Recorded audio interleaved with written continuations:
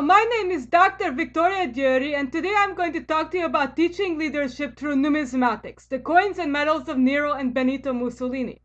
This is an abridged version of my paper. Please refer to the full text of my paper, my PowerPoint, and my handout. Introduction. Nero, the last Roman emperor of the Julio-Claudian dynasty, and Benito Mussolini, the Duce of Fascist Italy, are traditionally considered to be two of the most notorious figures in Roman history from the 1st century AD and the 20th century respectively. Both of these rulers, however, emulated and glorified Augustus, the second founder of Rome and the first good Roman emperor. Their political platforms purposefully evoked the model of Augustus. The iconographic programs of the Neronian Principate and Fascist Italy employed and promoted the ideals of the age of Augustus. Visual media paints a much more nuanced picture which reflects Augustan themes such as Roman universal dominion, the concept of an Ariaitis or Golden Age, and Rome's mythical past. In particular, coinage, that is Neronian coins and fascist coins, medals, and even postage stamps, allows us to re-evaluate the general antagonism towards Nero and Mussolini and to examine the legacy of Augustus in two succeedingly significant periods of Roman history. Neronian coinage and Augustan precedent. Upon his accession to the throne in AD 54, Nero claimed that he would rule on an Augustan model. Nevertheless, both ancient historians and modern scholars traditionally paint the picture of a megalomaniacal emperor. We all hear about how Nero murdered his mother, Agrippina Minor, in AD 59 and how he fiddled while Rome burned during the Great Fire of AD 64. Recent research, however, has been more sympathetic to Nero. Much can be learned about the history of Nero's principate through a systematic study of Neronian numismatic imagery. In particular, Nero's emulation of Augustus is a prominent theme. Nero continued to be loyal to his intent of ruling like Augustus until the end of his reign. Nero was adopted by the Emperor Claudius in AD 50. As the son of Agrippina Minor, Claudius's wife, he took on a role similar to that of Tiberius. Just as Livia became the binding link between Augustus and Tiberius, once Augustus adopted Tiberius in AD 4, so Agrippina Minor was the link between Claudius and Nero. Claudius was deified by Nero and the Senate after his death in AD 54, and so Agrippina Minor became the priestess of his cult, as Livia did for Divus Augustus, while Nero became Divi Filius, son of a god, as Tiberius did when Augustus was deified in AD 14, and as Octavian did before him when Julius Caesar was deified in 42 BC. More than that, Nero could claim direct descent from Augustus. He was connected to Augustus through his mother Agrippina Minor, who was Augustus's great-granddaughter, as well as through his father Gnaeus Domitius Ahenobarbus, who was the son of Mark Antony and Augustus's sister Octavia. Nero could thus legitimize his succession and authority as a Divi Filius and as the great-great-grandson of Augustus. Two of the earliest Neronian gold and silver coin types, minted at Rome in AD 54 to 55, make reference to both Divus Claudius and Divus Augustus. One type, figure 1, shows the confronting heads of Nero and Agrippina on the obverse and an oak wreath on the reverse. The other type, figure 2, shows the jugate heads of Nero and Agrippina on the obverse and Divus Claudius and Divus Augustus, both radiate, standing in an elephant quadriga on the reverse. Both obverse types bear the legend DVF. A Neronian cameo in the Hermitage, figure 3, depicts Nero in between facing busts of Augustus and Livia. The corona civica in figure 1 is certainly a reference to the oak wreath that was awarded to Augustus in 27 BC by the Senate and the people of Rome ob cives servatos, that is, on account of saving the lives of citizens. The wreath became a prominent Augustan symbol, figure 4. Divi Filius was a title that neither Sextus Pompey nor Antony could legitimately employ, and thus strengthened Octavian's position as a rightful heir of Julius Caesar. The legend DVF was seen on Octavianic coins as early as 40 BC, figure 5. Numerous Tiberian coins minted in Rome between AD 22 to 30 and 34 to 37 portrayed a radiate Divus Augustus, such as is seen on figures 6a to 6d.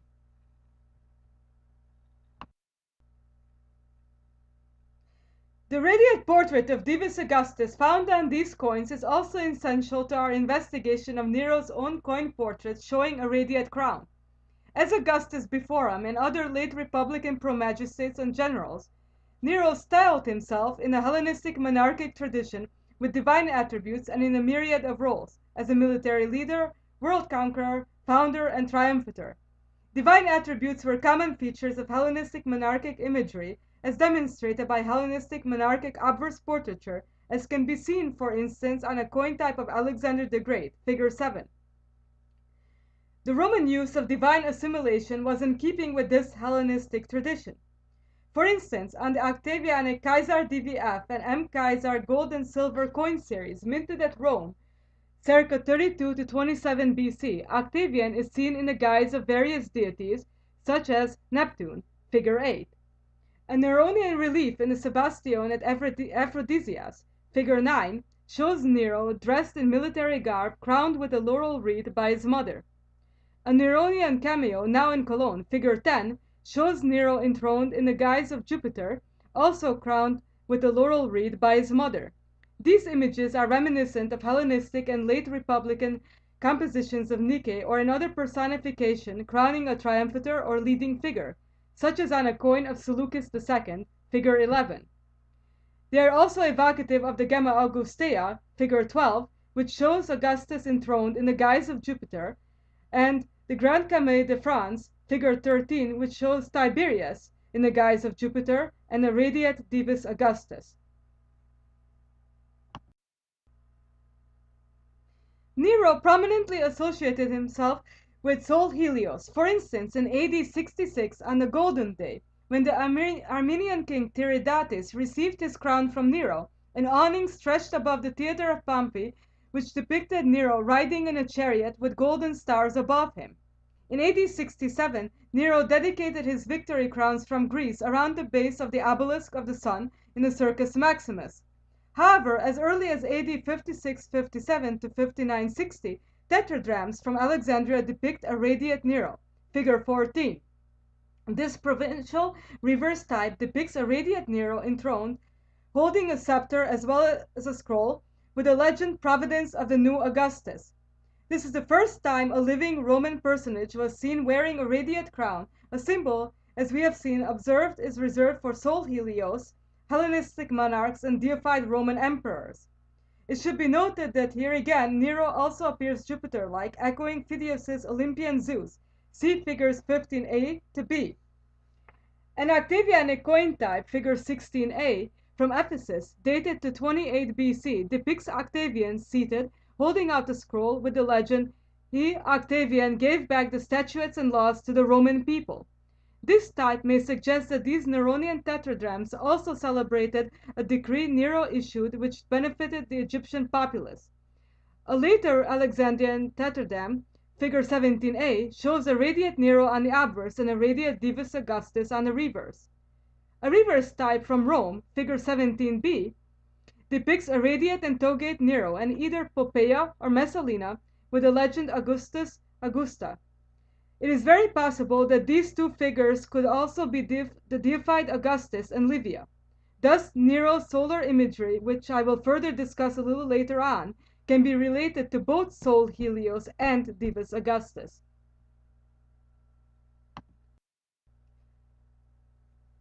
In 20 BC, the Roman battle standards lost to Parthia in 53, 40, and 36 BC were recovered through a diplomatic settlement. Nevertheless, Augustus made his Parthian success of 20 BC the center of a grand propagandistic program, the principal theme of his new form, and the reason for renewing his vow to build a temple to Mars Ultor, which he first made in 42 BC. It is suffice to say that Rome's conquest of Parthia was viewed as a continuation of Alexander the Great's success over the Persian Empire. The Parthians were in fact considered to be the reincarnation of the Persians. Soon after Nero's accession in AD 54, tensions arose between Parthia and Rome. The Parthian king, Vologeses, made his brother Tiridates the Armenian king, even though Armenia was under Roman authority. Nero in turn employed the aid of Domitius Corbulo to regain Roman control of that region. In AD 58, Corbulo succeeded to destroy the Armenian capital of Artaxata, for which Nero received many honors, including a Parthian arch. In AD 63, Corbulo's Parthian victory resulted in Tiridates laying down his crown only to have Nero give it back to him. That is, a Parthian prince became the Armenian king by the authority of the Roman emperor, at a grand celebration at Rome in AD 66, the Golden Day. Nero's Parthian arch was built in AD 58 to 62 on the Capitoline, but was actually destroyed after Nero's death in AD 68. However, Lugdunese coins from AD 65 show this arch, figure 18. Nero's Parthian success simultaneously promoted Roman pax.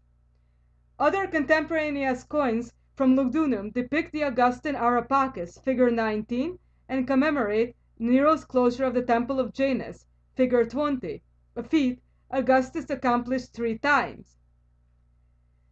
Two other reverse types from Rome celebrated Corbulo's victory. One shows a radiate and togate Nero holding a branch and a victoriola on a globe, figure 21, and the other one shows 3 battle standards, figure 22.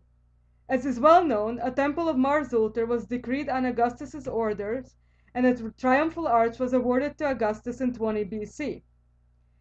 The Octavianic Triple Bay Actian Arch in the Forum Romanum was modified to commemorate the return of the standards from Parthia and can be seen on Augustan coins, figure 23a. The same composition of battle standards can be seen on an earlier Augustan coin type, figure 23b. Another relief from the Sebastione at Aphrodisias depicts Nero conquering a fallen Armenian, figure 24a. Armenian and Parthian captives abound in Augustan art, as can be seen on coins from Rome, dated to 19 BC, figures 24b and c.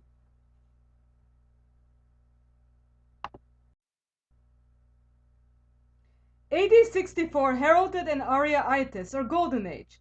After the Parthian victory of AD 63 and the great fire that burned Rome in AD 64, Nero further boosted his image as the new sun god. From AD 64 onwards, Nero was also seen with the radiant crown on his obverse portraits from his mainstream mints of Rome and Lugdunum, figure 25.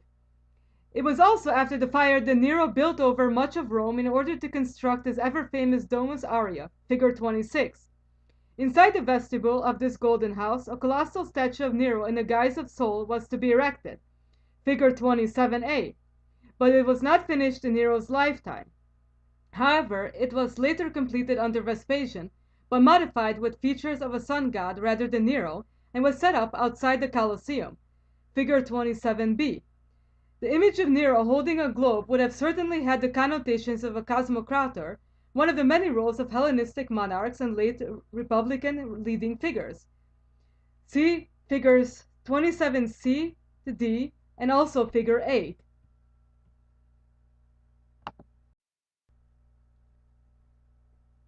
This Neronian Golden Age also promoted Nero's association to Apollo, who, as we all know, is one of Augustus's most important patron deities. Just think of Augustus's construction of the Temple of Apollo on the Palatine. As early as AD 59, after he murdered his mother, Nero promoted himself as Apollo. In the AD 60s, Seneca added a passage to the Apocolosyntosis 4, in which Phoebus Apollo says, quote, "Such a Caesar is at hand, such a Nero shall Rome now gaze upon," unquote. This passage is clearly reminiscent of Virgil's Eclogue 4.4 to 10. Bronze coins from Lugdunum depict Apollo playing the lyre, figure 28. This Apollonian image appears on numerous Neronian provincial coins, such as at the Koinon of Thessaly, where Nero is also seen radiant, figures 29a to b. On an Imp Caesar obverse type, Octavian appears in the guise of Apollo wearing a laurel wreath, and Apollo playing a lyre appears on Augustan coins from Lugdunum between 15 to 13 and 11 to 10 BC, figures 30a to b. To sum up, then, visual media, and in particular coins, have shown us that Nero followed Hellenistic monarchic tradition, which was certainly not a Neronian invention, but was prominently employed by late Republican and early imperial leading figures, especially by Augustus. The iconographic program of Nero reflects Augustan ideology.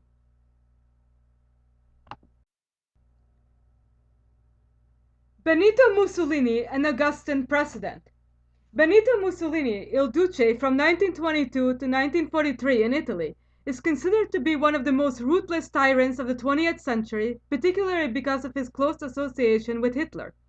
However, as our Visser states, quote, Mussolini's dictatorship was considered to be as historically necessary as Caesar's and Augustus's personal leadership for the government of a really unified Italy, as the leading political and cultural nation in the New World Order, founded on the Roman virtues which were part of Italy's civilizing mission, unquote. The link between ancient Rome and fascist Italy, and particularly the association between Augustus, the first Roman emperor, and Mussolini, was essential for the legitimization of fascism as the rightful descendant of the Roman Empire. This sense of Romanitas is what Mussolini proclaimed during his 1922 speech on April 21st, Rome's Foundation Day, quote, to celebrate the birth of Rome means to celebrate our kind of civilization, means to exalt our history, means to lean firmly on the past in order to project better onto the future. Rome is our starting point and reference. It is our symbol, or if you will, our myth.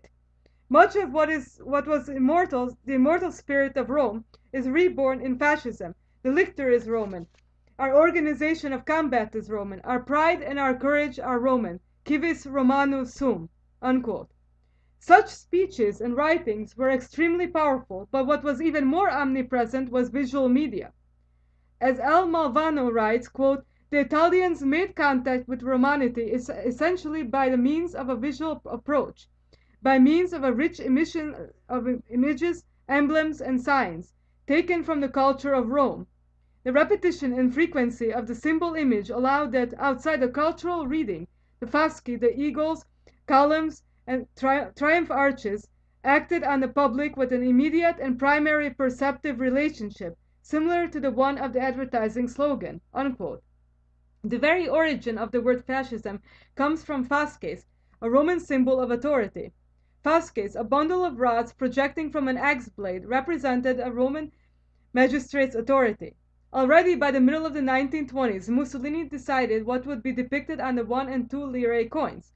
The fascio littorio, the new fascist emblem, figure 31A. Compare this coin, for instance, to the fasces seen on a Caesarian coin of 44 BC from the Roman mint, figure 31B. The crowning moment of this Roman, or should I say more specifically, Augustan iconographic revival, was the year 1937, which celebrated the bimillennium of Augustus's birth. Numerous archaeological excavations, such as the restoration of the Augustan Arapacis, with its addition of Augustus's res gestae, and the liberation of the mausoleum of Augustus, scholarly publications, including those which highlighted the parallel achievements of Augustus and Mussolini, such as that of Italo Balbo, figure 32A, exhibits, such as the Grand Mostra Augustea della Romanità, or the Augustan exhibit of Romanitas, figure 32B, new constructions, such as the Forum Mussolini, and issues of coins, medals, and postage stamps all celebrated the Augustan bimillennium. The Mostra Augustea della Romanità was held in the Palazzo della Esposizione on the Via Nazionale and was open from September 23, 1937 to November 4, 1938. This palazzo also held the Fascist Revolution exhibition. The focal point of the whole exhibit was the figure of Augustus. Just as in terms of fascism, all roads lead to Rome, so at the Mostra, all roads lead to Augustus. See figure 33 for the floor plan. The facade of the Mostra was a triumphal arch with Rex on one parapet and Dukes on the other. An initial sketch shows Dukes on both sides, but after the Ethiopian victory of 1936, King Vittorio Emanuele III was made Emperor of Ethiopia as well, figure 34.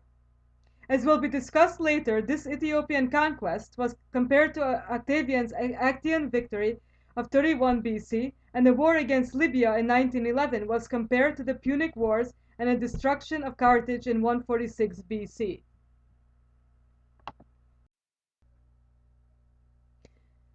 While the exhibit had over 80 rooms, I will refer here to the Origins, Immortality, and Augustan rooms. The Origins room narrated the history of Rome from its foundation by Romulus to the time of Julius Caesar. In the middle of the room was a plough to symbolize Romulus's foundation of Rome. Augustus is considered to be the second founder of Rome and also founded, refounded, or reorganized numerous cities in the Roman provinces. An end Kaiser reverse type depicts Octavian veiled and togaed ploughing with a yoke of oxen, figure 35. Mussolini also founded numerous cities within Italy and her empire.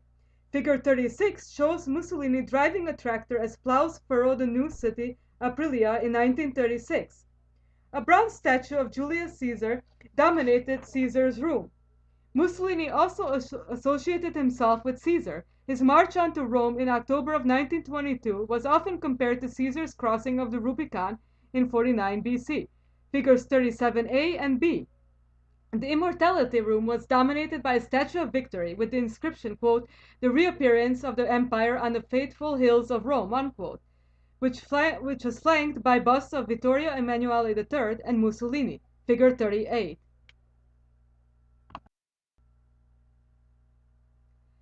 Three prominent statues of Augustus dominated the Augustan room.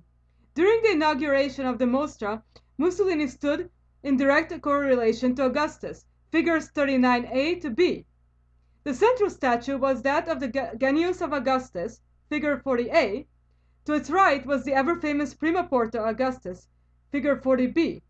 Notice that the Prima Porta is in the pose of an adlocutio, a gesture of addressing troops, as can also be seen on an Octavianic Kaiser DVF reverse type, figure 40c.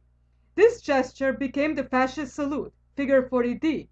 To its left was the Augustus Via Labicana, that is, Augustus as Pontifex Maximus, as can also be seen on an Augustan coin, figures 40e to F.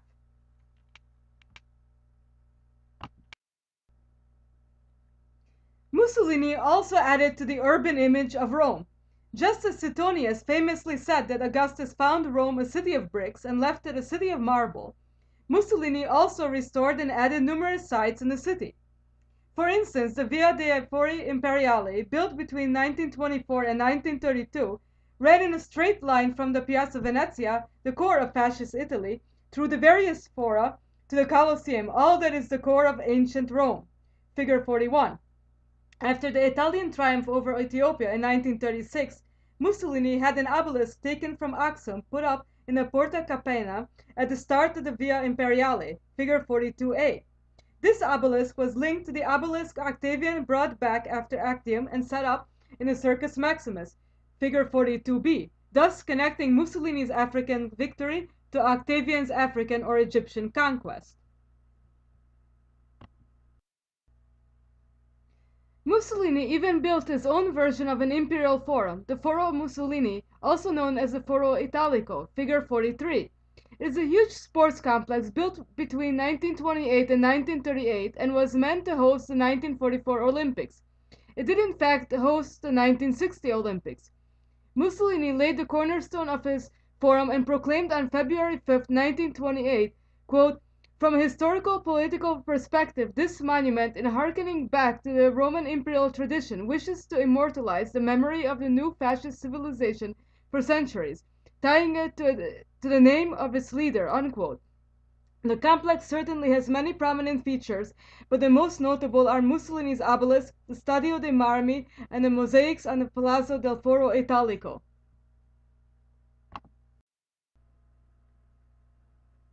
The Mussolini Duke's obelisk stood at the entrance of the Foro, figure 44, and was erected in 1932.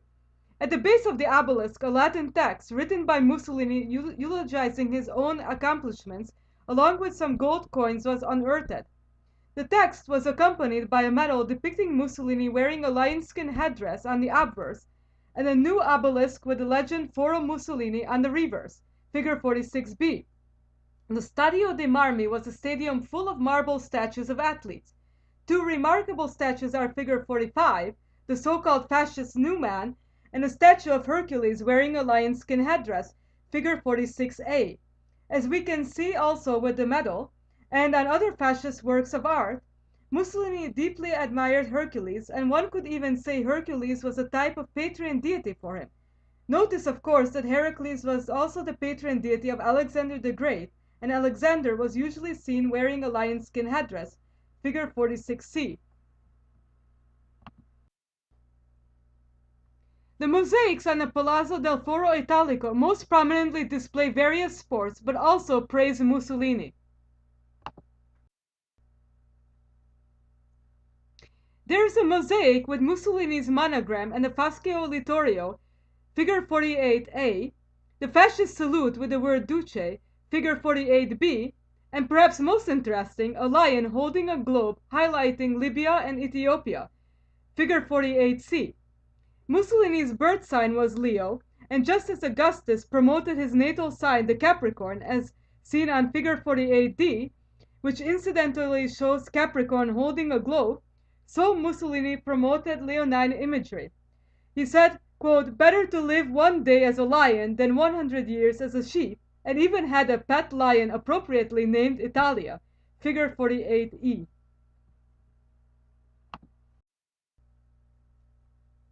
Mussolini once said, quote, "The coin is an element of prestige, and a nation's greatness is measured also by the quality of its coins and banknotes. Foreign visitors see money as a type of calling card, and it shapes their opinion," unquote. On May 8, 1937, the first anniversary of the declaration of the new Italian Empire, that is, May 9, 1936 is the day Italy annexed Ethiopia, the newspaper Il Popolo d'Italia issued an article on the new so-called Empire coin series with the title New Imperial Coinage, images and descriptions of the 8 coin types, and a caption that read, quote, "As in ancient Roman times, coins reproduce once again in metal the deeds of a nation," unquote, figure 49. This article also underscored the fact that Mussolini was the one to order the coins. It should be noted that his obverse portrait does not appear on the coins, as it was only the King of Italy's right to appear on the obverses. Some of the types depict the personification of Italia in various poses. For example, standing on a ship, driving a quadriga, and as an Italian mother, echoing the so-called Tellus panel on the Arapakis, figures 50a to c. Other types depict the imperial eagle with the Fascio Littorio, and the Fascio with the Savoia familial crest, figures 50d to e.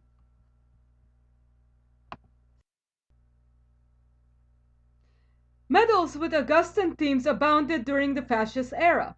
A commemorative medal issued in 1923 to celebrate the first anniversary of the March on Rome bears the legend "Italy now and always" on the reverse. Figure 51a. Mussolini was celebrated as Princeps Juventutis on medals given to Littoriali, winners of university sports competitions, figure 51b. Many medals advertise the Augustan biennium. For instance, there are 3 medals with obverse portraits of Augustus, figures 51, C to E. Figure 51D shows Divus Augustus Pater with a Capricorn on the obverse and refers to the happy biennium of Augustus's birth on the legend of the reverse. And figure 51E shows the facade of the Mostra Augustea on the reverse.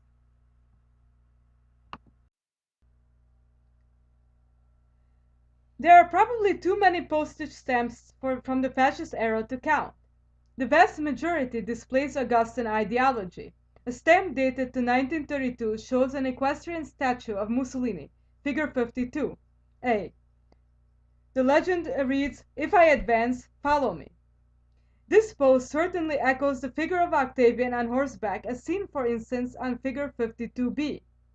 Various postage stamp series were issued in commemoration of Augustan literary figures, such as Virgil in 1930. For instance, one stamp from the Virgil series shows Jupiter releasing an eagle over Rome, with the legend, quote, "For these I set neither bounds nor periods of empire," unquote, from Aeneid 1, 278-9, figure 52c. Special stamps were issued for the Augustan biennium. Among this quote-unquote small sampling are the Prima Porta Augustus and the Arapakis, figure 52d. To sum up then, Mussolini emulated Augustus as he shaped his own principate.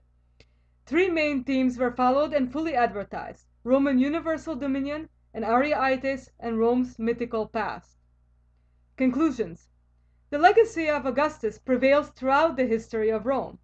Nero and Mussolini will indeed be seen throughout time as two extremely notorious tyrants, but as E. Champlin says, quote, "Even monsters have a good side," unquote. There is in fact an ambiguity about both of these leading figures. Nero presented himself in the ever-famous Hellenistic monarchic tradition, particularly following in the footsteps of Augustus. Mussolini brought about a so-called Roman cultural revolution that at the time was in many ways necessary for the revival of Italian cultural identity, just as the age of Augustus strove to achieve after a period of civil strife. Thank you very much.